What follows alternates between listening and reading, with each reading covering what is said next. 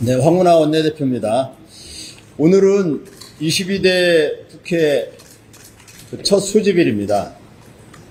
신임 국회의장께서 국회법에 따라서 7일까지 원 구성을 마무리해 주시길 바랍니다.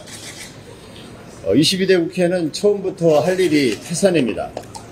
당장 한동훈, 윤석열, 김건희 종합특검 등 권력형 비리 특검을 통과시켜야 합니다.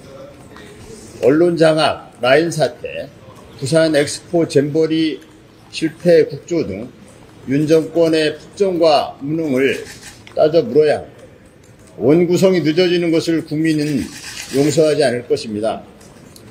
여당은 법사위원장, 운영위원장을 달라고 합니다. 원내 2당이 법사위원장을, 또 여당이 운영위원장을 갖는 게 관행이다, 이렇게 주장합니다. 16대 국회까지는 법사위원장은 원내 1당이 맡았었습니다. 노무현 정부 들어서 17대 국회에서는 원내 2당이 법사위를 차지하기도 했습니다. 21대 국회 전반기에는 제1당인 여당이, 후반기에는 제2당인 야당이 법사위원장을 맡아왔습니다.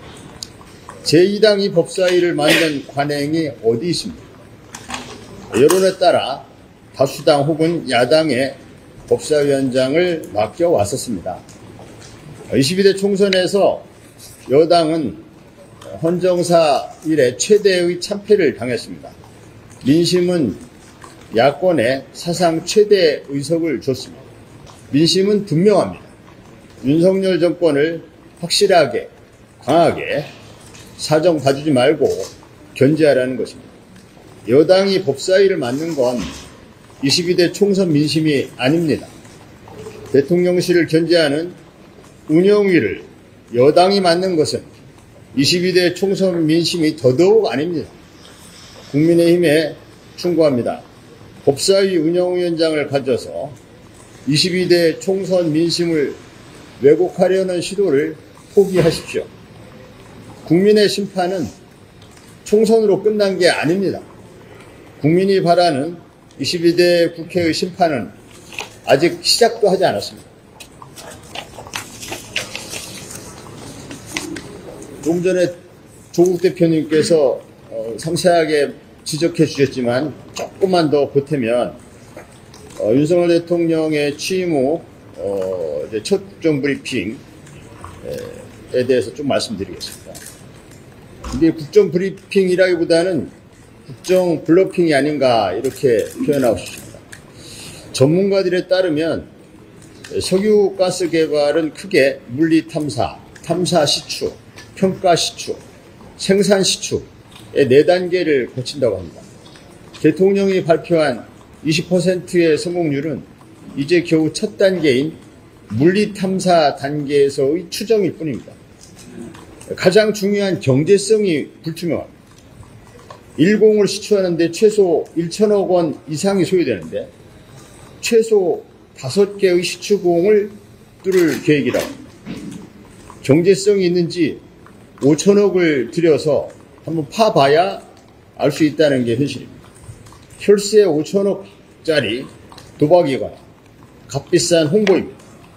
국민 혈세와 기업 기부금으로 끝까지 국민을 속였던 부산 엑스포 유치 홍보가 떠오릅니다. 유전 개발 자체가 아니라 수입 가격보다 싸게 생산할 유전이 필요하다는 것을 이제 21세기 대한민국 국민들은 다 압니다. 국민은 21세기를 사는데 대통령은 혼자 20세기를 살고 있는 거 아닌가 걱정이 됩니다. 비극입니다. 전문가들도 신중해야 한다고 다 입을 모으고 있는데 윤 대통령만 자신감이 가득 찬 브리핑을 강행한 이유도 국민들이 많이 의혹을 갖고 있습니다. 여기에 이제 무속인 천공이 또 등장하게 되는 것이죠. 지난 16일에 천공은 자신의 유튜브에서 앞으로 우리도 산유국이 된다는 영상을 공개한 바 있습니다.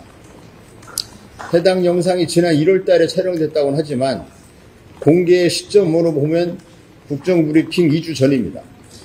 요즘 증권가에서 떠도는 우스갯소리가 있습니다.